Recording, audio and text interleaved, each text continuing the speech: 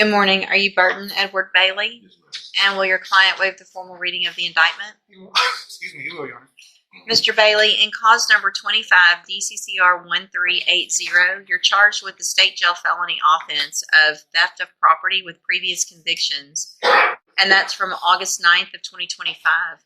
The indictment alleges you were previously convicted of theft May 13th of 1991, and then again January 11th of 2024, and then August 29th of 2024. And then it further alleges that you were convicted of possession of a controlled substance, a state jail felony, October 2nd of 2008. And after that was final, convicted of possession of a controlled substance, a state jail felony, October 26th of 2011. Convicted of delivery of a controlled substance, a state jail felony, May 11th of 2012. Convicted of possession of a controlled substance, a state jail felony, October 5th of 2018. And then convicted of possession of a controlled substance, a state jail felony, July 31st of 2024. And how do you plead to that charge? True. Well, are you guilty or not guilty of the theft? Okay, and are all of those prior convictions true that I read out? All right. Did you enter your plea of guilty and true freely and voluntarily?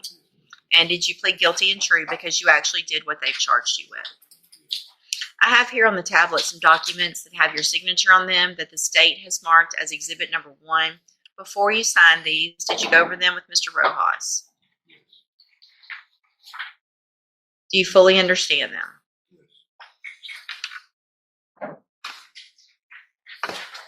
I need to know what some of those prior punishments were. I feel like this is incredibly low for that amount of criminal history. I'll let you know, Judge, that we took into account, I'm sure prior, but we took into account, and Mr. Ross will speak to this, the nature of the underlying offense, theft of clothing and cleaning supplies, Your Honor, from a, I forget the name of the establishment, but nevertheless, to answer the court's question, well, here, I'll just give you this. Well, let's start with the last one from just July of a year ago, 2024. 77 days on that particular charge. Okay. And then that's the only Jefferson County. We've got some Tarrant County. In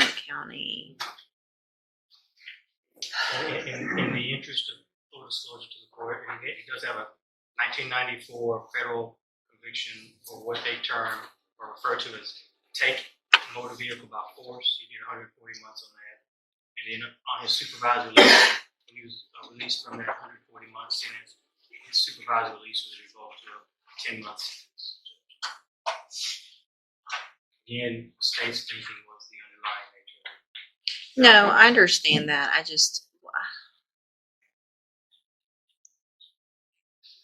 Do you know the Tarrant County? What year was it? The 18. There's one from 18. I'll show a POCS from 2018. He did 6 months in jail. Okay. Probably state jail. Yeah, they were all state jails. He does have one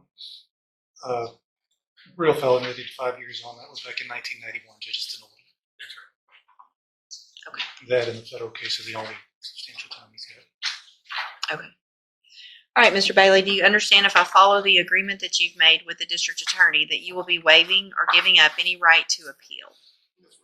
Do you also understand if you're not a U.S. citizen that a plea of guilty or no contest may result in your deportation, exclusion from admission to the country, or denial of naturalization under federal law? State tenders number 1. No objection. It's admitted. Any evidence that Mr. Bailey is not competent? Oh, yeah. All right, sir, I'm going to find that you entered your plea of guilty and true freely and voluntarily. Find sufficient evidence to find you guilty, and at this time find you guilty of the state jail felony offense of evading arrest with previous convictions. Find all of those prior offenses true. Sentence you in accordance with your agreement to a term of 4 years in the institutional division of the Texas Department of Corrections. You will receive credit on that sentence for any time that you've been in custody that the law gives you the right to receive. I have handed you the trial court certification that shows this was an agreement that I followed, and so you have waived your right to appeal. I also handed you a written admonishment regarding your ineligibility to possess a firearm or ammunition. Because of the judgment entered against you, you're ineligible under Texas law to possess a firearm or ammunition. Possession of a firearm or ammunition could lead to charges against you. Firearm is a legal term, and you should read that written admonishment I provided you to see what devices qualify as a firearm. If you have questions about the laws that make you ineligible to possess a firearm or ammunition, or about how long that lasts, you can talk with Mr. Rojas. All right, good luck to you, sir. You can go back with the bailiff. Thank you. Thank you, Mr. Coleman and Mr. Rojas.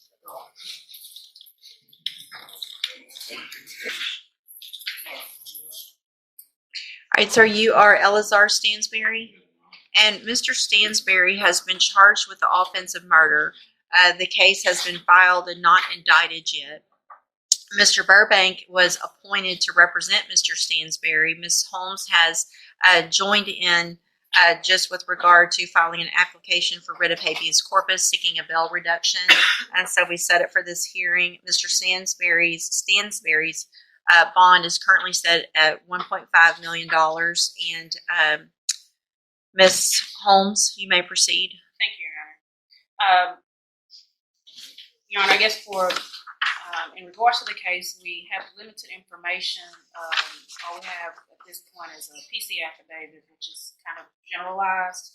I have met with Mr. Stansberry in regards to the allegation, and we do believe once we provide a packet, possibly once this case reaches the district attorney's office for the grand jury to review, then there may or may not be an indictment. We don't know at this point.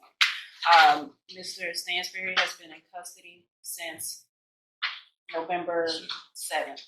I did meet with the intake division on yesterday. They do not have the case received at the district attorney's office at this point. It is still with the police department. And so we do not have a timeline on when this case may possibly come to the district attorney's office. Your Honor, Mr. Stansberry, with the current bond amount, we do believe that it is excessive in looking at the other individuals who are currently incarcerated. Mr. Stansberry has the highest bond at the jail, him and one other inmate. And looking at other individuals at the jail, especially those who have murder charges that are not indicted at this point, their bonds currently range from $250,000 to $350,000, and I do have those names if the court needs those. Your Honor, we are asking that, in light of this, that Mr. Stansberry bond be reduced to a reasonable amount. He does have family here who will make sure that they secure his presence. Just briefly, although we don't have all the information, I can say from what I do know that in regards to this particular case, Mr. Stansberry did not flee. He's actually the one who called 911 after this occurred. He was cooperative with law enforcement and providing his statement of events and everything that happened. So I do believe that is a mitigating factor for the court to put into consideration, that we do not believe that he will be a flight risk if the court reduces his bond to a reasonable amount to allow him to bond out.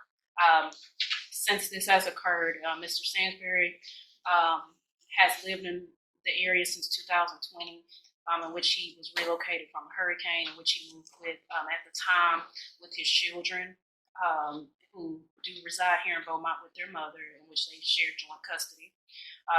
Since this has occurred, Mr. Stansberry has lost that apartment, where this occurred at his apartment. If he is allowed to bond out, he does plan, or is in hopes of planning, to live with his current girlfriend, who's here as well with his parents. She lives at 25419 Richton Falls Drive in Richmond, Texas. And that is where he hopes that he will be able to reside if allowed to be released out on bond. Both of his parents are here. They're residents of Louisiana. His father resides in Lake Charles. His mother resides in New Liberia. But Mr. Stansberry does hope to be allowed to stay at the home in Richmond, Texas, since he doesn't have any ties to Beaumont except for his children at this point. What's girlfriend's name? Jazzy Starks. Does Starks have any criminal history? No, she does not. All right, anything else? And Mr. Stanford also, he does not have any felony conviction history as well. All right, thank you. Ms. Malfino? Judge, I had the opportunity this morning to speak briefly with Detective Jackson. Obviously, he is not here this morning. If the court would like to hear from him, I would ask your consideration, because we have one more docket. If you would like to hear from him in person, if we could maybe hold on this until next week before any substantial reduction of this bond were to be made. I went with Ms. Holmes, and we both visited with intake yesterday. We're both aware of the situation that the case has not been brought in, although a warrant was walked through based on the facts they had at the time of the offense. I have brought that to the attention of the detective, not knowing if the case will actually fall in this court next door to whom it will be assigned. I have very limited amount of information, but I did make it very clear to the Beaumont Police Department, and they were very receptive to the fact that this case, even if it is absent some of the documentation, such as the phone download that the detective mentioned, it needs to be brought sooner rather than later to the district attorney's office, in all fairness to the defendant. But as the court has very limited information about the facts, I think there is going to be a dispute with respect to an affirmative defense versus an intentional murder. I don't disagree with that. I think the sides are not in the same position right now, but it's kind of hard to read between the lines with a 3-sentence probable cause affidavit. I think, based on what this court has done recently, and based on, Judge, just on the fact that every single weekend we turn on TV and there's a murder in Jefferson County, I think that bonds in this county to protect this community, understanding of the defendant's rights, need to be substantially more than they have been in the past. And I think the court is beginning to follow, at least this court, is that trend. I'm not saying that an amount of relief is necessarily imposed by the state, but I don't believe, just based on what I know, Judge, and based on everything we're dealing with in this community, that something as low as $200,000 would be sufficient at this point. My biggest concern at this point is the fact that this is from November 7th and you guys don't have it yet. And I think,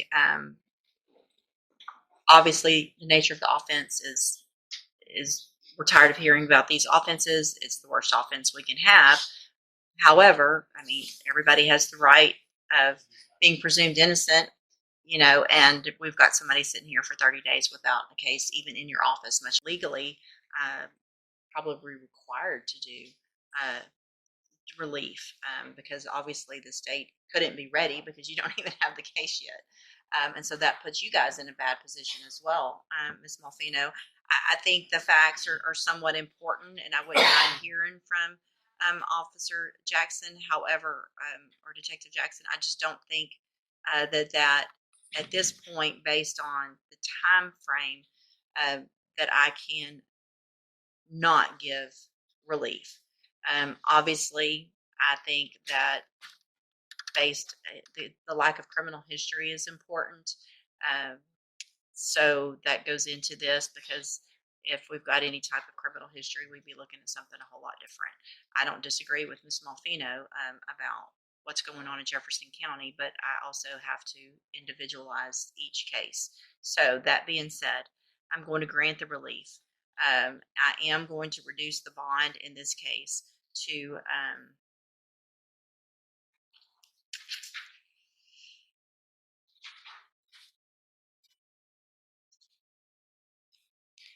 I'm going to reduce the bond in this case to $500,000. Condition of that bond, if made, or conditions of that bond, if made, are that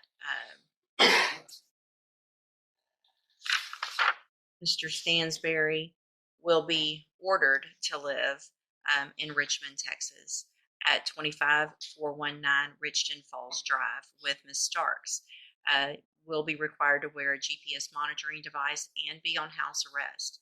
Other than for coming to court, And for visiting with your attorney without my permission, you don't go anywhere else if you make that bond. If you've got doctors, if you've got different things like that, you get with Ms. Holmes, she gets with me, or Mr. Burbank, either one. They get with me, and then I either give you permission for that or not.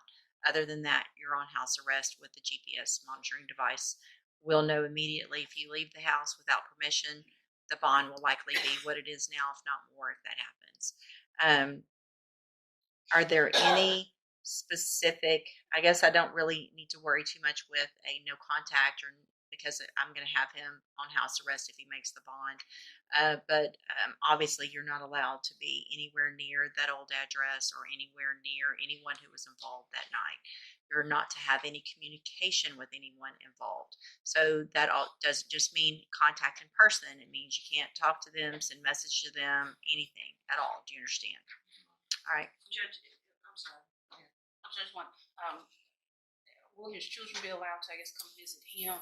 His children do reside with their moms here. Well, they Yeah. joint custody, but That's fine. they can visit him. Yeah, I mean, there's no allegation that there was any issue with regard to the children, or that being that I can tell from the little bit of information I have. So whatever that, if they have custody, I don't have any problem with that.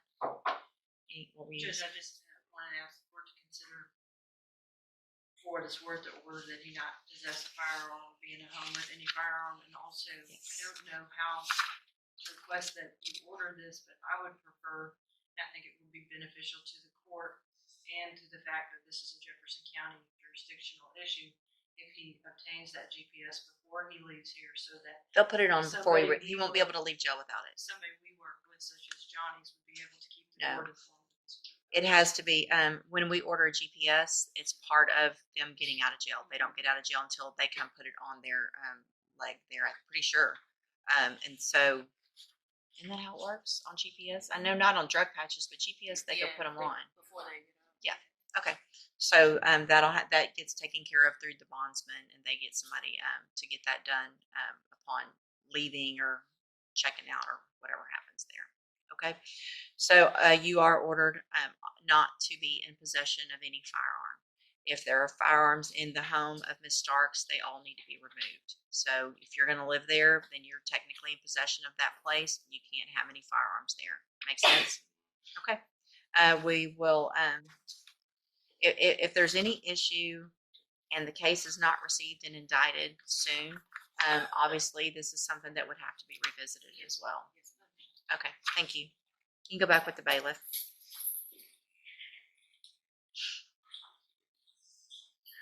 In today's docket, Burton Edward Bailey faced Judge Raquel West for a state jail felony theft with multiple prior convictions, including theft and controlled substance charges. He entered a guilty plea, and after reviewing his criminal history, Judge West sentenced him to 4 years in the Texas Department of Corrections. This case shows the consequences of repeat offenses and the careful balance a judge must maintain between accountability and the law. If you want to see more courtroom drama, real-life sentencing, and insight into Texas felony courts, subscribe and turn on notifications so you never miss an update.